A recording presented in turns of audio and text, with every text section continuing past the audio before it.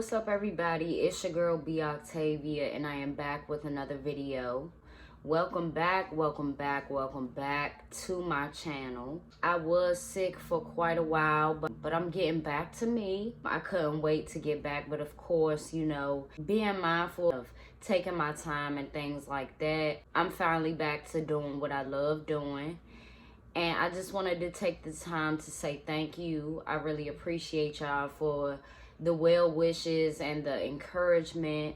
All of that helped me come back today. Okay, so today we will be talking about a case that gained nationwide news. This is a requested topic. Shout out to you, Black Pop, for suggesting that I talk about this. I wanted to make sure that I had all the facts, and you know, in certain ways it still left me hella confused, you know, but we will break it down today. Let's get into it right now. A popular, because I guess if you have a few million followers, you are popular, I don't know. But a popular OnlyFans / IG model stabbed her boyfriend to death. And from what it's looking like, the main question that a lot of people, including myself, is, did she get away with it? Or is she going to get away with it? The suspect in question's name is Courtney Tailor. She is 25 years old, and for the past few years at least, she has been doing OnlyFans and social media influencing. And from what we know about her boyfriend, Christian Ombulesi, he did work in cryptocurrency and social engineering. There have been many reasons why this has gained nationwide news. So number one, Courtney Tailor was never arrested. She was only detained by police, but they put the Baker Act on her, and I will talk about what the Baker Act is. She was never arrested, that's number one.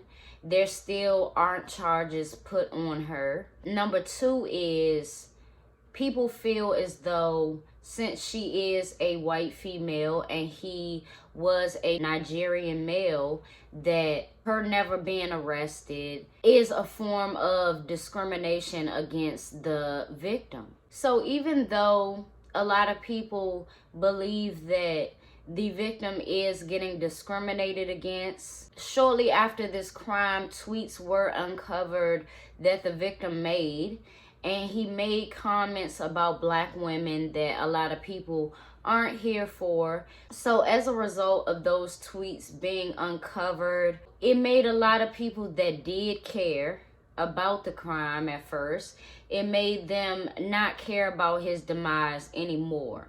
And that shouldn't be the energy that we have, even if the victim had a certain belief or view of Black women. We shouldn't change our tune. And if you did believe that he was being discriminated against before, you should stick with that. While I understand not being here for his comments, because I'm definitely not here for his comments about Black women, but we should never say whether a person deserves this or that because they believed a certain thing or because they have a certain viewpoint on life or on certain people. What sticks with me with this case isn't so much of his tweets, because he isn't here anymore to defend that or to, you know, apologize for that. We don't know him in that regard, you know, and like I said, he isn't here anymore. This case makes me think about much more than tweets. In this case, I think about how neighbors and family members have said that the relationship between Christian Ombulesi and Courtney Tailor has been filled with domestic violence, allegedly on both sides, for quite a while. The relationship wasn't all daisies and roses as it seemed on social media and as either one of them portrayed, but Courtney Tailor being admitted into the mental hospital, being examined, and then being released does seem like the self-defense aspect of what she's saying is being believed.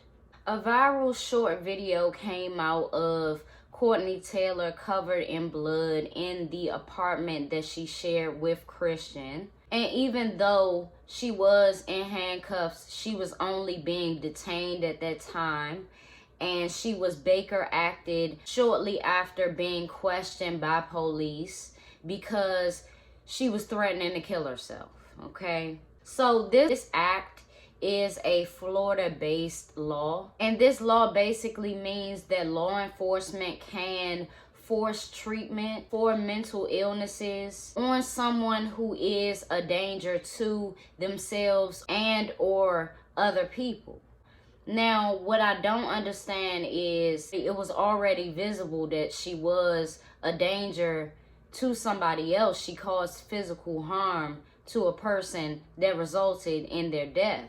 So she was held for 72 hours, examined by a clinical psychologist, and released. Another clip came out of somebody recording her on the slick where she was at a bar at a hotel. She was with her father, and to me, it looked like her father really couldn't control her.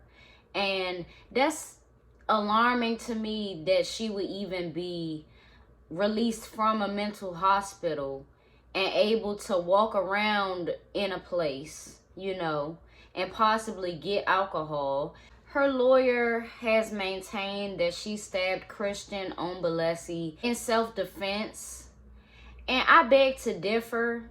I seen a live video that she made. I don't know if it was before or after the crime, by how she was acting. I couldn't tell if her behavior was drug-induced or not. So who knows if this so-called mental state that she was in was drug-induced as well.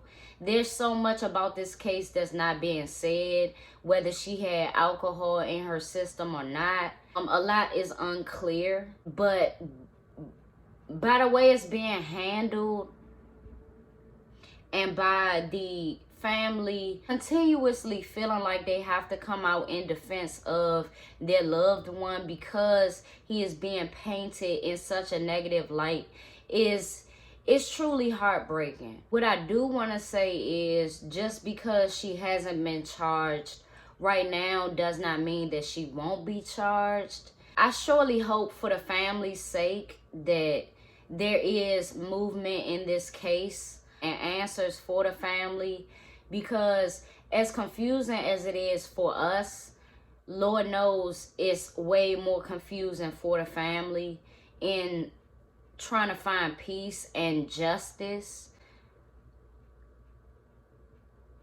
And like I said, I wouldn't say that the victim deserved this or not based on his viewpoint.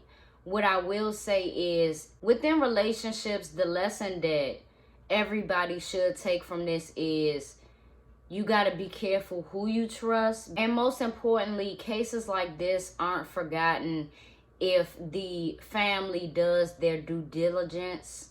And they're doing just that to keep his name alive and to keep this case going forward. Like I said, it's a lot that we don't know yet that I feel like we should know, or at least the family should know. I see it as a pattern for domestic violence cases, whether the person was temporarily scarred, permanently scarred, or in this case, they end up deceased.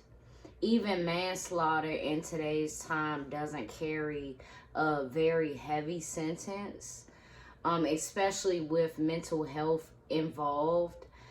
I unfortunately feel like it's a lot of loopholes in domestic violence cases and for the actual suspects that it's never going to be fair.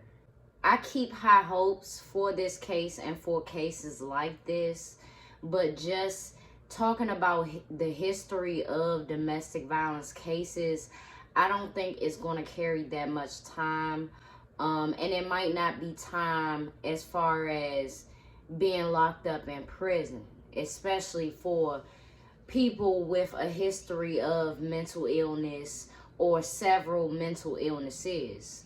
it all depends on how you look at it. And I definitely want to hear what y'all think in the comments below. Let me know if you think she's going to get away with it and why.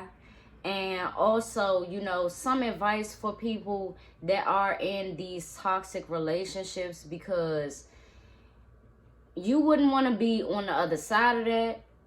You wouldn't want to be the suspect of that. You know what I'm saying? For a person that you lived with and you said that you loved, you wouldn't want to be the person that took their life too, you know? So if you are in a toxic relationship, it's needless to say that it's time for all of y'all to get out of it, you know? But I for sure can't wait to hear some more details from police and investigators. Not so much her lawyer and her, you know, because we already know their standpoint on it and how they feel. It's just unfortunate. It really is that it's seeming like she will get away with it. But only time will tell in this case. And as soon as we get an update, I'm going to let y'all know as soon as I see it. So it's your girl, B. Octavia. Leave your feedback in the comments below. And I will see y'all in my next video.